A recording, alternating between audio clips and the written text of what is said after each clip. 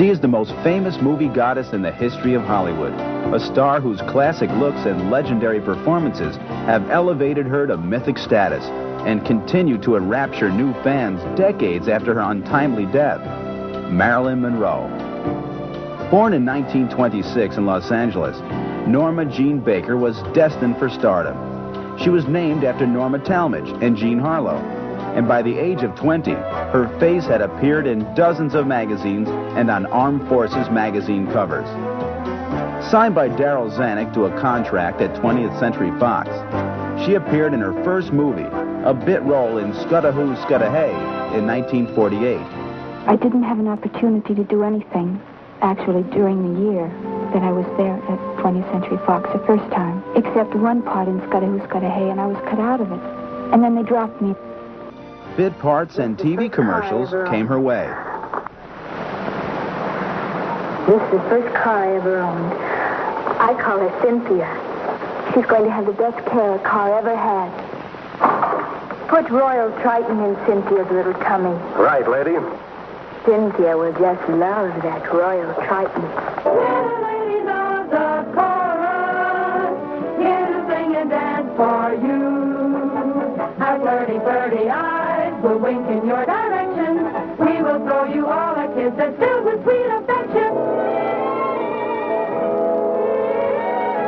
She caught the attention of director John Huston, who cast her in a pivotal small role in The Asphalt Jungle in 1949, after reviewing her screen test in which she appeared with Richard Conte. Those gorillas find you here. What happens to them? Nothing. They're just going to leave them alone? What's the matter with you, Betty? You can't take such a chance. You dumb broad. You stupid little... What's the matter? They followed you here, or did you bring them with you? I ought to... Go ahead. It won't be the first time I've been worked over today. I'm getting used to it.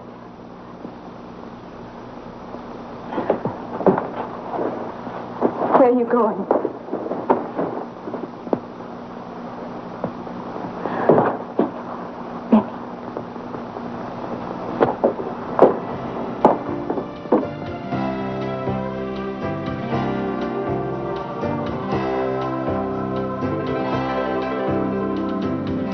And she made a vivid appearance the next year in the classic All About Eve with Bette Davis and Ann Baxter.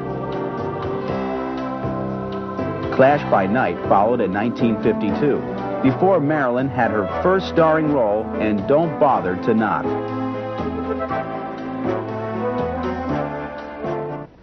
For the world premiere of Monkey Business, a full-fledged parade was held prior to the film's screening. Now her roles were occupying more screen time. She had more to say and do. In 1952, she once again portrayed a dumb blonde. The public's love affair with Marilyn was now in full swing. As an expression of their embracing Marilyn, numerous awards were bestowed upon her. Feminine Newcomer of 1952. Thank you, Lauren. And as Best Young Box Office Personality, Miss Marilyn Monroe. Thank you, Mr. Nichols. Marilyn Monroe, the moviegoers of America, voted you the most popular actress of the year. My congratulations.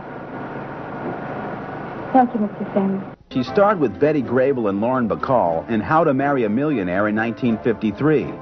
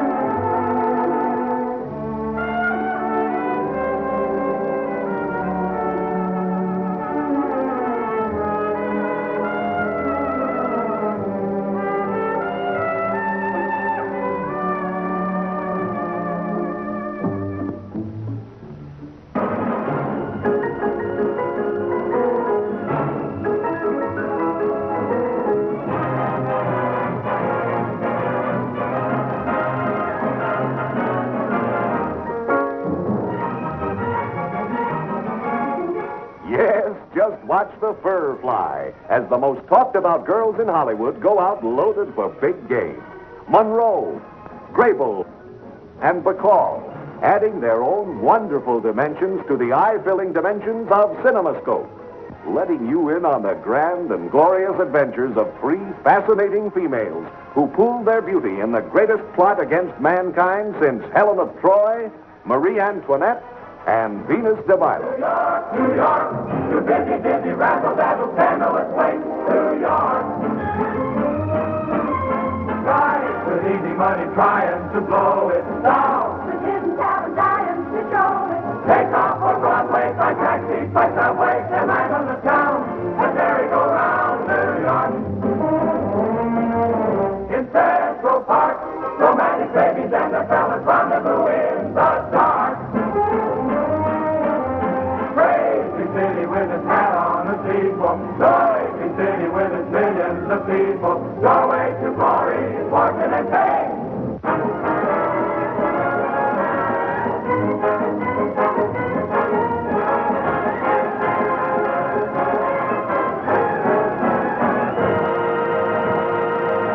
Amid a worldwide storm of publicity, she married baseball great Joe DiMaggio the next year. Their honeymoon took them to Japan, and Marilyn took a side trip to entertain troops in Korea.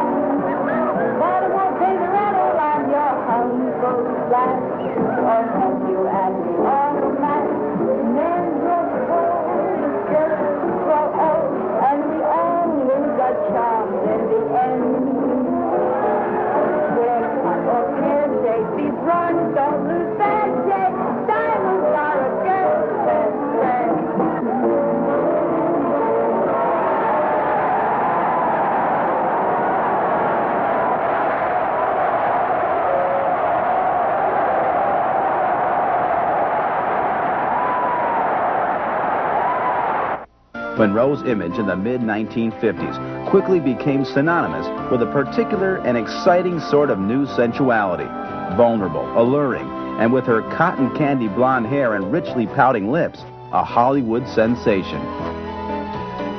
But her tragic personal life, her insecure feeling that she was just another dumb blonde in Hollywood, would continually keep her on the brink of tragedy throughout her career.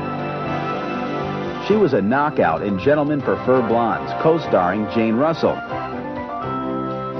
But it was her starring role in Billy Wilder's comedy, The 7-Year Itch, which allowed Monroe to create one of the most famous moments in the history of Hollywood. The scene in which she stood over a subway grating is a classic bit of movie history, and it made Monroe an instant superstar. Her career was on the rise. Her personal life was not. She divorced Joe DiMaggio. All I can say as her attorney is that this is what we would say with the conflict of careers. But Monroe still felt her acting ability wasn't up to snuff, so she joined the famed Actors Studio in New York. She emerged with renewed confidence and earned the best reviews of her career as Sherry, the chanteuse from the Ozarks, in Joshua Logan's classic film, Bus Stop. How do you feel about coming back to Hollywood? Is it a happy time for you, or? Yes, it's a very happy time. I'm happy to be back. As I said, it's my hometown. Yes. Well, you're a happy girl now. When you go to London? Yes, I'm much happier though. I'm very pleased. Is it true that you submitted a list of directors you would work with? We only know the rumors we hear, you know. I would rather say that I have director approval, and that is true. This you think is important? Yes, it is. Very important to me. You're wearing a high-neck dress now. The last time I saw you wear it, is this a new Marilyn, a new Donna? No, I'm the same person, but it's a different suit. In June of 1956, the world press learned of a new Marilyn Monroe romance. An announcement was made that she and formidable playwright Arthur Miller would marry. Can you tell us what kind of a wedding you're going to have? Very quiet, I hope. Do you feel certain at this time that you will be able to get away to go to England? I feel certain I'm going to try awfully hard. It means you may not have a honeymoon together then. I think we will. Marilyn traveled to England to star in The Prince and the Showgirl, directed by and co-starring Laurence Olivier. She returned to Hollywood and reunited with Billy Wilder for one of the most universally acclaimed comedies in the history of the movies, Some Like It Hot. As Sugar Cane, Monroe exhibited a razor-sharp sense of comic timing, and her hilarious interactions with co-stars Jack Lemmon and Tony Curtis are just as funny today as they were in 1959.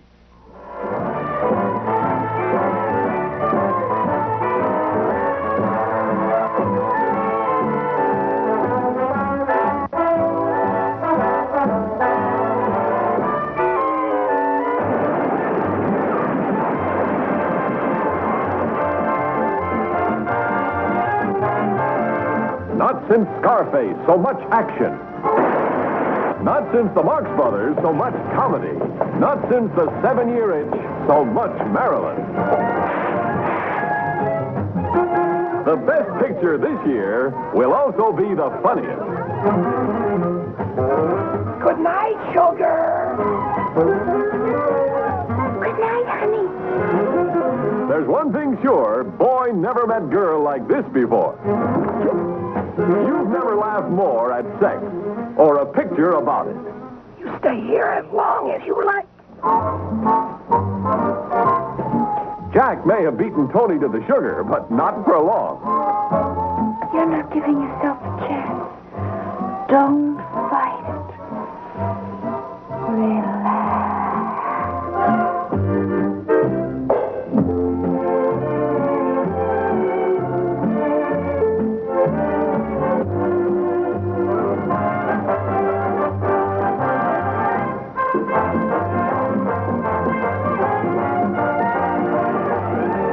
Hear Marilyn sing the fabulous songs of the Roaring Twenties on the United Artists Soundtrack Album. Wild, lost control, running wild, mighty bold, feeling gay, raptors too, carefree mind all the time, never blue, always going, don't know where, always showing, I don't care, don't love nobody, it's not worthwhile, all alone, running wild.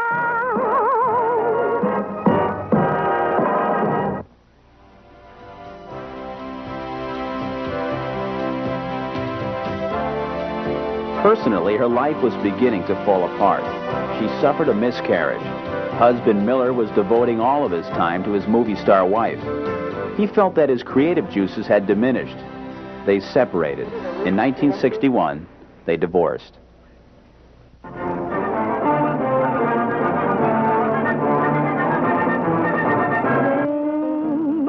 He's worth a fancy fortune, but it's not in cash. I'm gonna file my claim. I got the fever, ooh, the fever, but not for gold in the ground. I want the title to something vital that I can throw my fences around.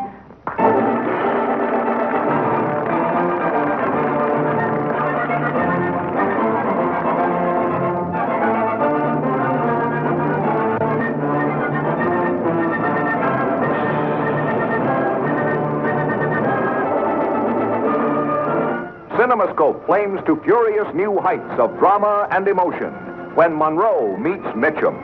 Only yesterday, she was the honky-tonk dancer, the gambler's doll, the sultry ballad singer. But today, she was a woman in love, following her man through the most savage wilderness in all the Americas, through the turning death trap of Devil's Teeth, through Thundering Gorge and Cree Ambush.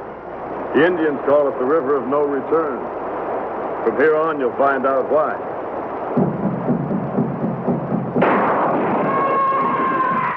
All right, lie down. On your face. Come on, come on.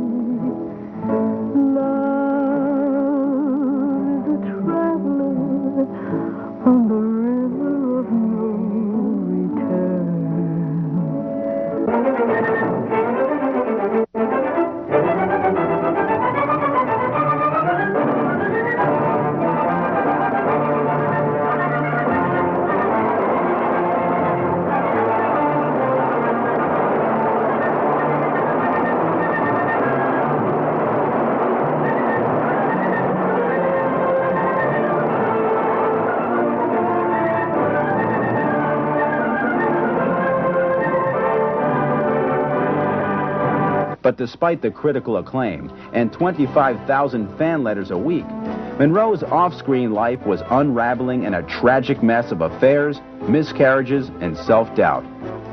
She starred in Let's Make Love in 1960 with Yves Montand. Marilyn began work on what was to be her last performance, The Misfits, written by her ex-husband Arthur Miller, cast her opposite Clark Gable and Montgomery Clift. Marilyn had become more dependent upon pills to help her sleep, pills to wake her up, pills to raise her spirits. She entered a private hospital to help rid herself of the habit. Huge crowds were on hand the morning she returned home. Plagued by production problems from the outset, The Misfits was finally released in 1961, and the metaphorical fable of the New West would prove to be Monroe's and co-star Clark Gable's final film. Arthur Miller, one of the great playwrights of our time, winner of the Pulitzer Prize. This man is John Huston, two-time Academy Award winner.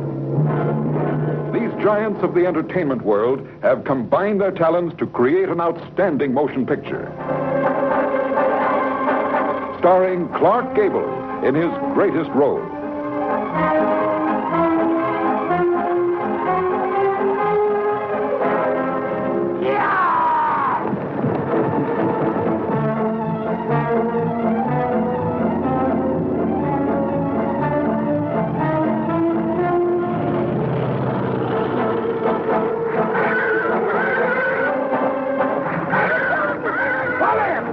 Choke him down, Guido! Get him! Watson! Stop! Get him!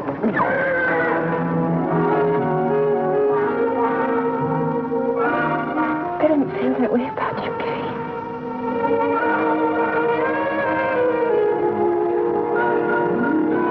Well, don't get discouraged, girl. You might. The screen's most exciting woman, Marilyn Monroe.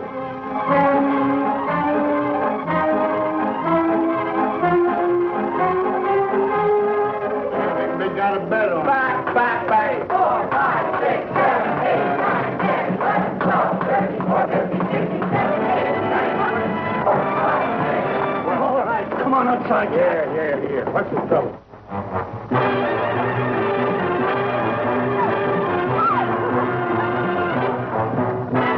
The brilliant star of Suddenly Last Summer, Montgomery Clift.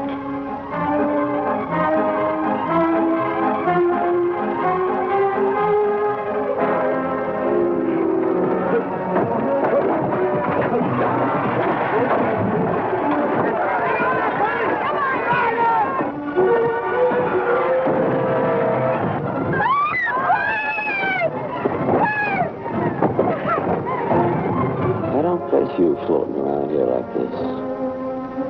You belong to Gay? I don't know where I belong. Combine these outstanding talents in a shattering story of people caught in a flood of emotional cross-currents. And the result is The Misfits.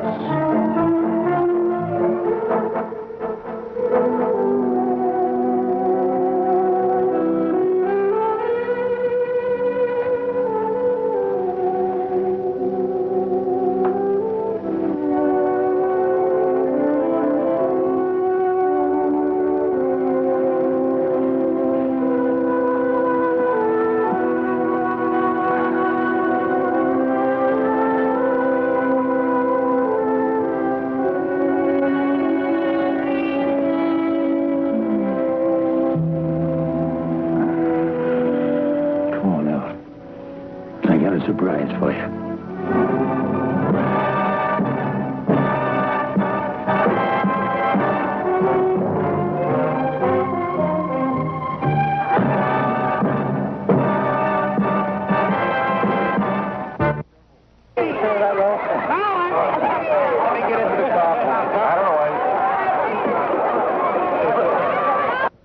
In 1962, Marilyn began work on Something's Got to Give.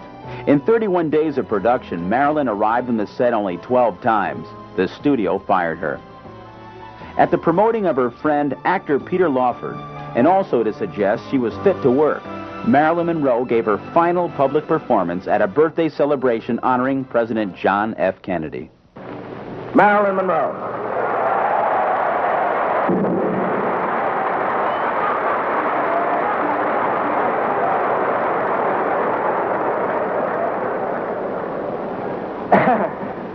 A woman about whom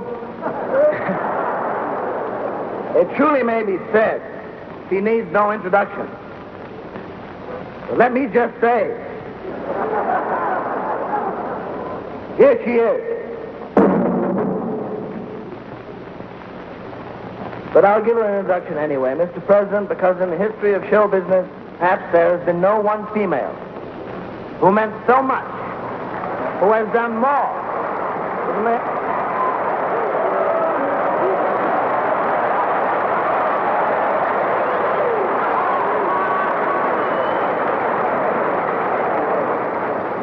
Mr. President, the late Marilyn Monroe.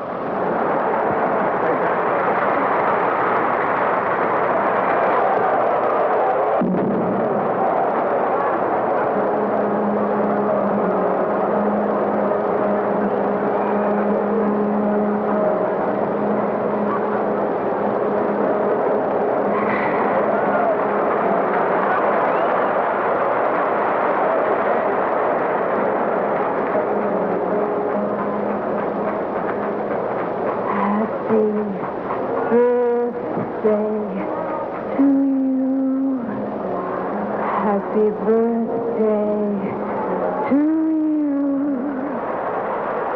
Happy birthday, Mr. President.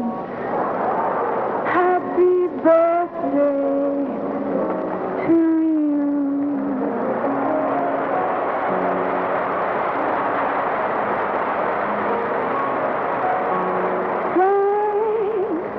Thanks, Mr. President, for all the things you've done, the battles that you've won, the way you deal with U.S. Steel and our problems by the ton.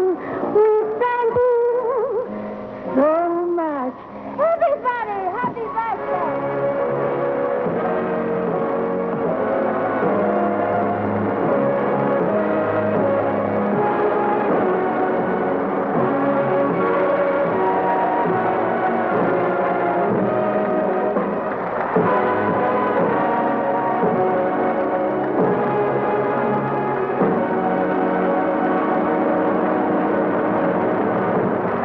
Ladies and gentlemen, the President of the United States.